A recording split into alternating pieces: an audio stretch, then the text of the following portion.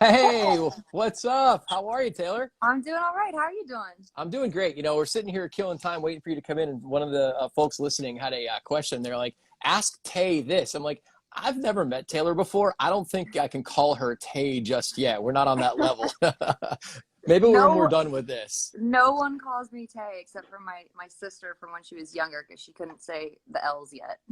Well, I'm very happy that I did not do that then. I get How are you? T a lot. Welcome. I get T a lot. You can call me You get T. T a lot? I can call you Yeah, T? All right. It's funny you say that because I have a very good friend here who also is a business owner in Northeast PA, and his nickname is T. So now I know two T's. T T. What's going on? Welcome to Wilkes-Barre here, 97.9X in Northeast PA. How's things for you? Where are you at? I'm in Maine right now. Lockdown, quarantine. Yeah, Kind just of like the hang. rest of us, kind of chilling out and Exactly.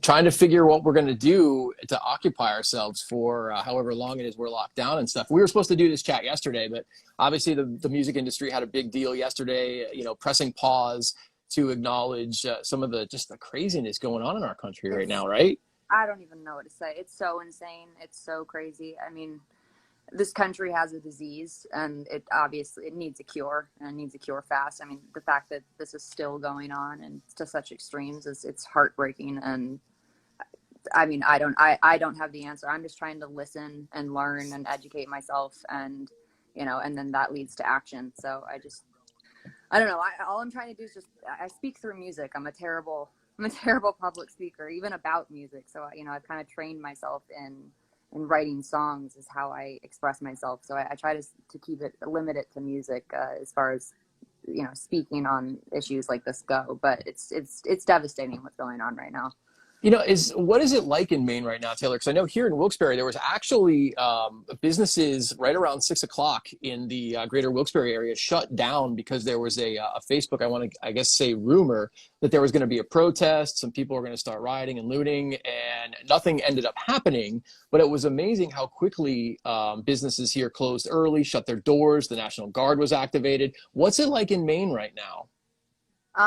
Well, I'm pretty isolated in Maine. I'm on an island, so Okay, well, okay. I'm really out of the public right now. So I'm not entirely sure. I haven't been into the city at all, but people were upset, and they have a right to be. So you have a new song out. We're playing it, "Death by Rock and Roll." You have a new album coming, and there are some pretty big names on this album. I was surprised, to see some of them, and one of which you had been on tour with, Soundgarden. So Mm-hmm. Kim and Matt from Soundgarden are on the album. Tom Morello from Rage is on the Yeah. album. How cool is that? How did that all come about? It's first of all, it's wicked cool. I mean, Yeah, it Matt, is. I mean, they're all friends. That's kind of how it came about. Yeah. I mean, we had the Only Love Can Save Me Now came about, and I had this song, and I called up Matt and Kim, and I was like, guys, the song is begging for you guys on this. It's begging for you to play on this. Are you in? They said yes. We flew to Seattle. We recorded at London Bridge Studios, which is great. It was, it's where the Pearl Jam's 10 was recorded, and Hmm. Soundgarden's Louder Than Love. And so just to be in such an iconic space with such iconic musicians making something new was so, so incredible. So I'm really excited for people to hear that. And Tom Morello came about kind of the same way as I had this song called And So It Went, and called him up and said, hey dude, I'm sending you the song, is this something you'd be interested in playing on, because it's begging for your voice. Like, he has such, in my book, he's one of the best guitar players of all time. He has such a Hmm. unique sound and voice with his instrument that is so undeniably him. And I was like, can you into this? And he said yeah, and and I don't want to talk too much about it because no one's heard it, but he comes in Right, here, of course. and I'll just tell you, none of them disappoint. It's pretty incredible. I mean, we're talking some pretty big name musicians here, so I can't imagine, and of course yourselves included, but I can't imagine that would disappoint. In fact, if anything, it has to surpass everybody's expectations. And it's funny because right now I'm trying to picture what Tom Morello's guitar would sound like on a Pretty Reckless song, you know? Well, this record, it's a journey. This record, there's a lot of departures, but at the same time, very us. I don't know. In a lot of ways, this record feels like our first record, in the sense that we really put everything we had into it, from emotionally, physically, mentally, the whole shebang. And so I'm really excited for people to hear it, because in my opinion, it's our best record we've ever made. You know, it's funny when I heard Death by Rock and Roll for the first time, it was in my office, and my friend Tyson played it for me, and I'm like, who's actually on the call right now. And I'm like, wow, that's really good. It's a big stadium rocker in my view. I mean, it's one of those songs that gets people chanting, right? Well, I don't know, because we can't tour right Well, now, right, but because you can't tour, you haven't toured yet behind it, so hopefully soon we'll so figure that out. But hopefully that's what it feels like to that me. was, I mean, that was kind of the intention. It was, Death by Rock and Roll is kind of, it's our battle cry for rock and roll of Yeah. live life your own way, go out your own way, freedom. Don't let anyone tell you differently, and really kind of just honing in on that, and creating an anthem of rock and roll. Of if I'm gonna go out, I want to go out on my terms, and to me, that's rock and roll. Are you still writing songs while you're at home and kind of locked down right now? Because I mean, we don't really have a whole lot else we can do. Um, yes, I mean, I'm always writing, so yes and no. I'm actually kind of trying to withhold from writing, because if I go down that tunnel, that's such a brain Right. switch, then it's right now I'm kind of in promotion mode, and Okay. trying to figure out how to do all this via Skype and Instagram Live and everything, and trying to figure out the new kind of the new paradigm we're in right now. But yeah, I mean, I've been playing a ton of guitar. That's what I've been doing. Yeah, that's um, awesome. trying to stay away from the writing bug as much as possible, because that really is once I delve into that, that's all I'll care about. So trying to just So it really put that on pause. it's almost like it sounds like it's almost, Taylor, like a switch you have to flip, so that when you're done with the music for the album, you're like, okay, I have to shut this part down now so that we can get it recorded, we can get it perfected, we can get it road ready, and then go and play the songs live before you're ready to sit down and think about writing more. Yeah, I mean, not the recording part of it. The recording part of it, that's the creation of the song from inception to finish. That's all one thing. But once it's public, once you're releasing stuff and you're in a public forum, and then it's certainly a little bit of a switch in my brain of like, because writing and creating music is so internal. Mm-hmm. For me, it's so inside that to then go out into the world, it's you got to put a different hat on, basically. Have you ever had a song that you've written, Taylor, that when you present it to your bandmates or maybe other musicians like the guys in Soundgarden or Tom Morello, and you're thinking about that and you're going, man, maybe this song is a little too personal for me as far as like lyrics, content, that kind of thing, that you're not sure about sharing it? Does that ever happen? Yes and no. There's definitely moments. There's definitely times and moments on this record where, if I take a second to actually think about it, it's where that's so, I'm so vulnerable, or I'm so exposed, that it can be a little scary to share. But but I'm my harshest critic, so I really kind of put everything through the ringer in my own head before I Right. share. So by the time I'm at a place where I feel confident to share it at all, I've kind of already done it. I've dissed on it as much as humanly possible. So I kind of I put it through the test. So by the time it So, gets to that point, I'm confident. we have a listener, a fan watching from Wilkes-Barre. His name is Ken. He wanted to ask a question earlier. Do you have any songs, a dream song that you would love to cover? I don't know how you feel about cover songs these days, but is there one that you feel connected to and passionate about that you'd actually cover on your own? I mean, covers are hard, because Yeah. in one way, I mean, playing songs is just fun. So that's what I've been doing at home, is just playing lots of other people's songs. Like I've been playing a ton of Oasis recently. Really? Just fun. Yeah, just for fun. Wonderwall, by any chance? Wonderwall, all of them. Yeah, right. Just go down the roster. Yeah, yeah. All of them for fun. But covers are tricky, because if they're not simply just for fun, like in the very beginning of our touring career, we played a lot of covers because we only had one Sure. record, so we Right. had to kind of So you have to fill out the time. We had to fill out the time.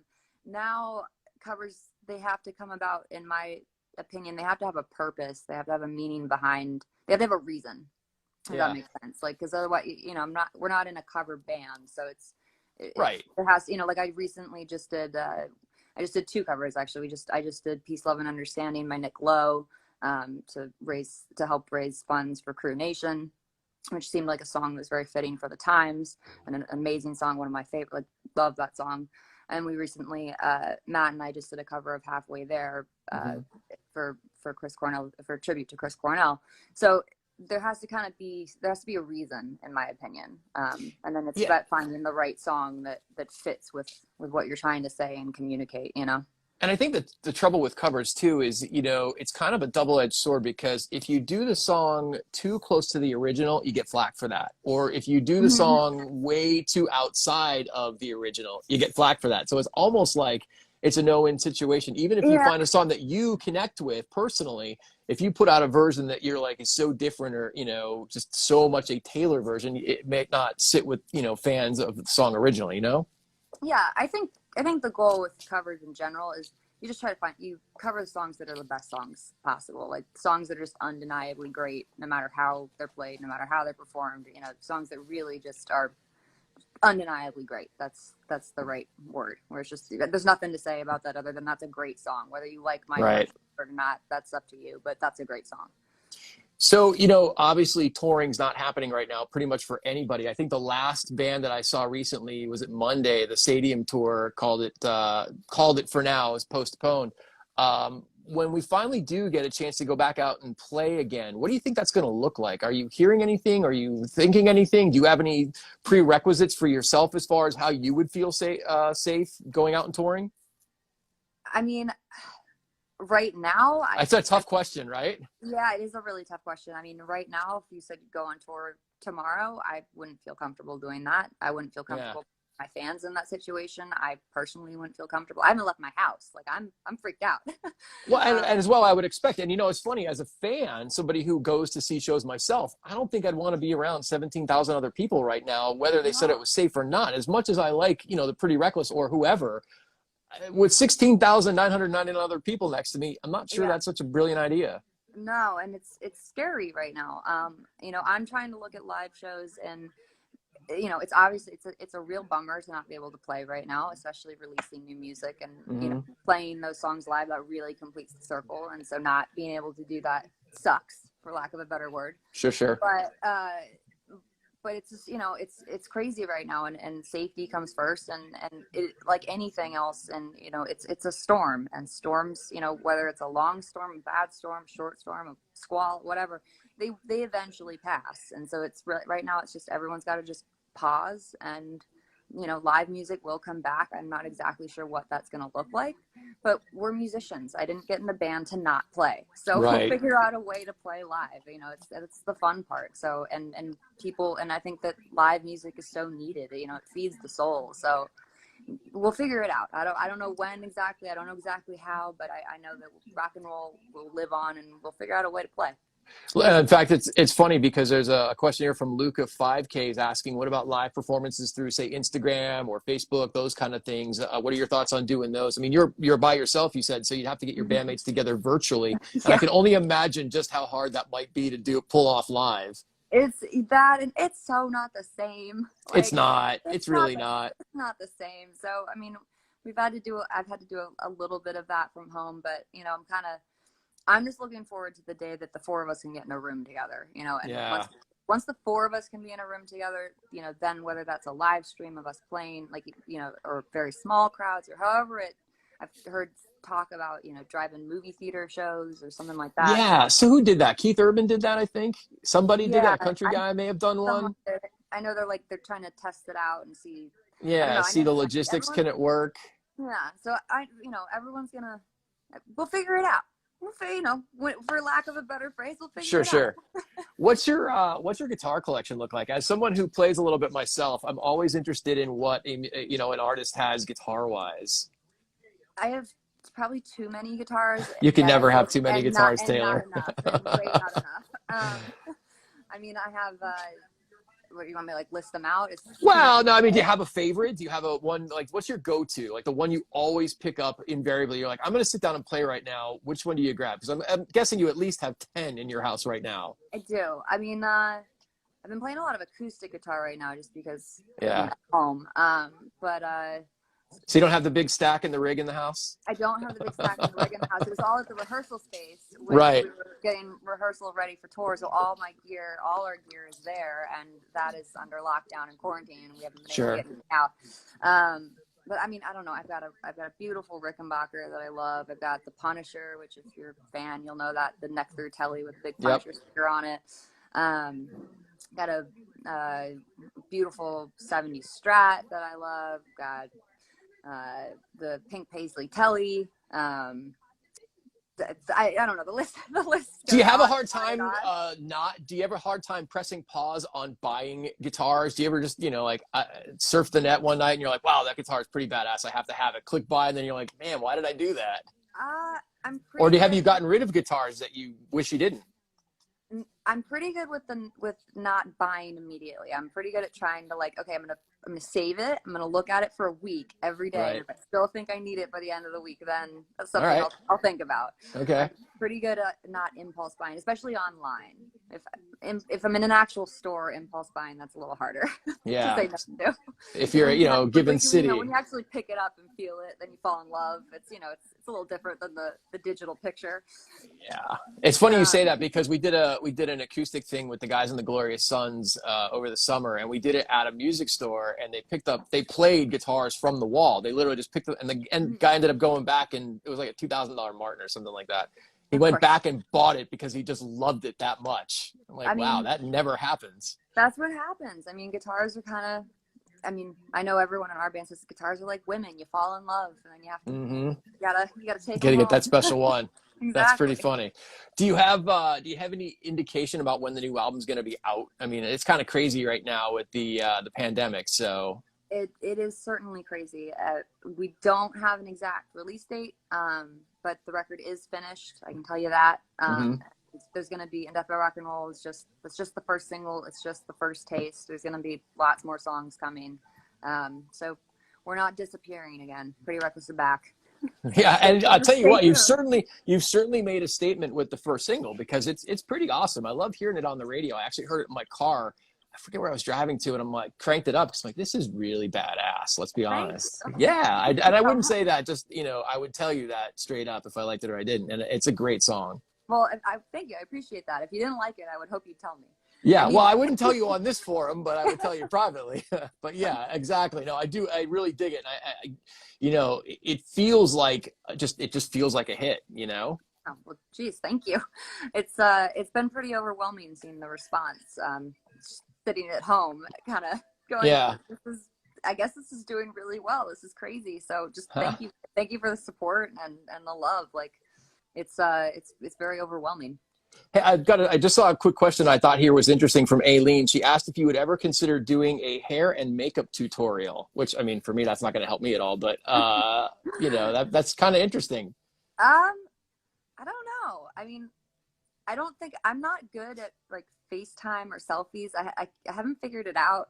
I know that sounds stupid, but it's true. No, it doesn't. It really doesn't. Because So I'll be honest with you, I am, as you can tell by the horrible orange light, because I'm doing this from my dining room table right now. I haven't figured that stuff out either yet. I mean, you look great. well, thank you. I've got like as much light, like put all the lamps in front of me to try to blast it out. But I can't. So the kind of trying to, I've seen some tutorials, but trying Yeah. to do makeup in your camera phone and stuff, I don't think I'd be very good at it. I don't think I'd give you many good tips. I think it would kind of be more of like a what not to do tutorial. There you go. There you go. So, and how are you handling, because you said you're home in Maine by yourself, how are you handling the whole just regular routine maintenance, like getting your hair done and all that kind of stuff? Are you just not doing that right now? Doing it yourself out of a box? Yeah, I'm just not doing anything. I'm sweatpants. You can't see me. Sweatpants, black tank top. When I gotta, do promotion or whatever, I put on some makeup, which is a struggle. But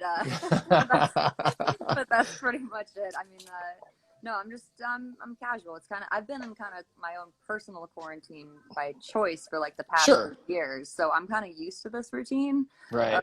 Of kind of self-isolation.